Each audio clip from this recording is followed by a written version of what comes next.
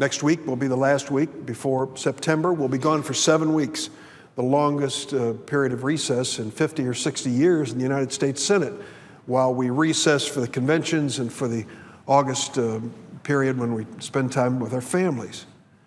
My concern, of course, is one that's shared by many. It would be miraculous if we didn't have another mass shooting in that 7-week period of time. I hope we do not. I pray we do not. But history tells us that it's highly likely it will happen. And then we will return and have a moment of silence. And then we will do nothing. You see, it's an attention deficit disorder in the Senate when it comes to issues involving gun safety. But for many Americans all around this country, this is an issue which they think about regularly. And I can certainly tell you that in my home state of Illinois, in the city of Chicago, I'm honored to represent, it is an issue which is on the front page of every newspaper every day. Mr. President, over the holiday weekend, the 4th of July holiday weekend, at least 66 people were shot in the city of Chicago. At least 5 of them died. The victims of the gun violence include children.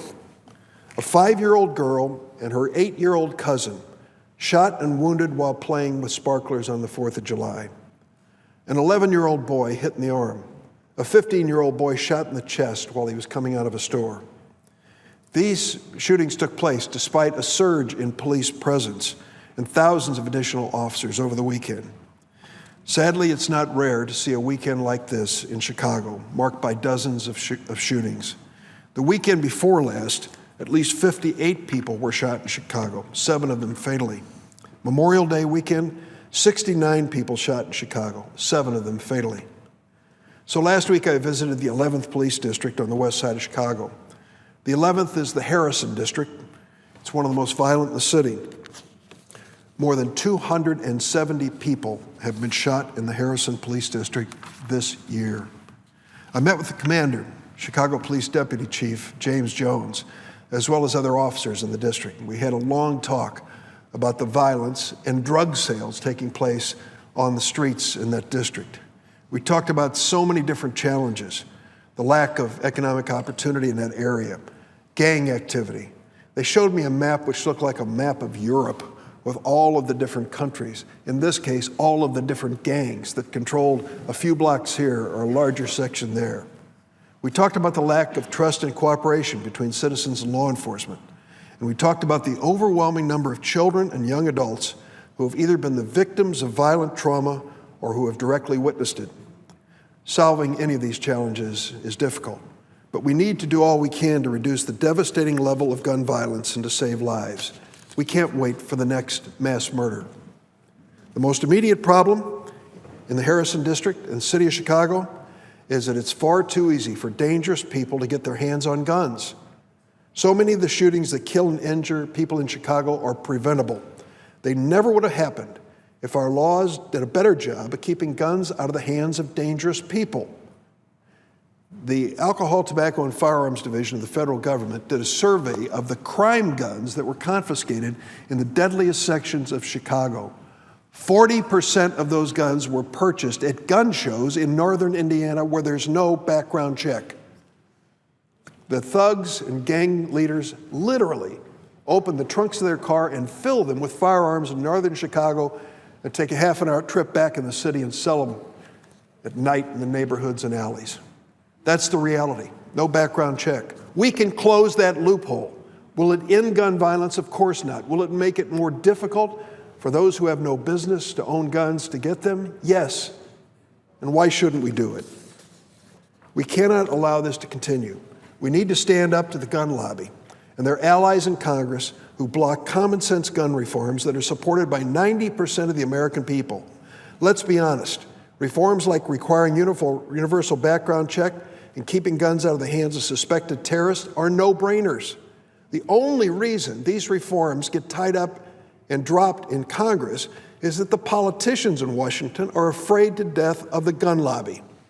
The truth is, the gun lobby is not about the Second Amendment. The gun lobby is about selling guns. And if you reduce their volume of sales, you reduce their profits, and they'll fight you. Many of the colleagues that I join in this chamber are scared to death of what they might do to them in the next election. Well, the gun lobby may care about selling guns, but I care more about saving lives. I've been fighting their agenda for many years in the Senate. I'm going to keep at it. I'm proud to join with my colleagues in the House and Senate for saying enough to this bloodshed in our streets. Several weeks ago, when I joined Senators Murphy and Booker and Blumenthal, we decided to move for votes on common sense gun reform. Our friends in the House of Representatives had a similar effort. I'm also proud to support the Democratic members of Congress, Robin Kelly, Jan Schakowsky, Danny Davis, Bill Foster, Mike Quigley, and Steny Hoyer, who joined with local leaders and community members last Thursday in Federal Plaza in Chicago to protest Congress's failure to act on gun violence. The American Medical Association, just a few weeks ago, declared that gun violence is, quote, a public health crisis. It is.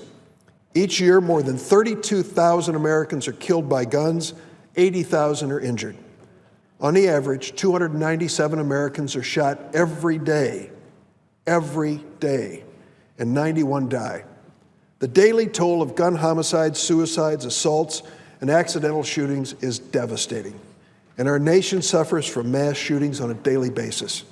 Since 49 people were murdered in Orlando, Florida, and 53 injured in the worst mass shooting in modern American history, there have been at least 47 more mass shootings in in America. These are shooting incidents where at least 4 people were hit by gunfire, a staggering total. No city has suffered more from the epidemic of gun violence than my city of Chicago. So far this year, 2,026 people have been shot in that city, 329 have died. 7 of the 47 mass shootings that have occurred since Orlando have taken place in Chicago. No city in America has experienced the number of shootings and gun deaths that we have in Chicago. These shootings are the result of a flood of illegal guns brought into the city by gun traffickers and straw purchasers. They take advantage of clear loopholes in our federal gun laws, and they put guns into the hands of gangbangers, dangerous people, and crazy kids. It has to stop. There are so many victims of gun violence in Chicago, it's overwhelming. Let me just mention a few recent ones. Father's Day, a 3-year-old boy named Devon Quinn sitting in a car seat next to his father in the Woodlawn neighborhood when their car was riddled with bullets by a drive-by shooter. The gunman was trying to target nearby gang members. He was a terrible shot. Innocent people were hurt. The boy's father dove in front of his son to try to shield him, but a bullet struck 3-year-old Devon, who almost died. This 3-year-old is currently alive but paralyzed, unable to breathe on his own. June 30th, Shonda Foreman, killed on her 37th birthday in a mass shooting in the Washington Heights neighborhood that also injured 4 other people. She was described by the family as a great person, a responsible worker. She had a 6-year-old daughter who will now grow up without a mother. She was sitting in her car when apparently 2 rival gangs started shooting one another, and she was killed in the crossfire. July 2nd, a father named Deonis Neely. His 10-year-old daughter, Elle, his 3-year-old daughter, India, were shot and killed in their home in Hazelcrest. Investigators said this appeared to be a targeted attack. They described it as pure evil. Erin Neely, the wife of Deonis and mother of Elle and India, said, quote, India was the light of this world, always smiling and hugging and laughing. Elle was a dancer. She was the life of the party. And my husband, he was a stay-at-home dad. He was a good father. She said, quote, they did not deserve this.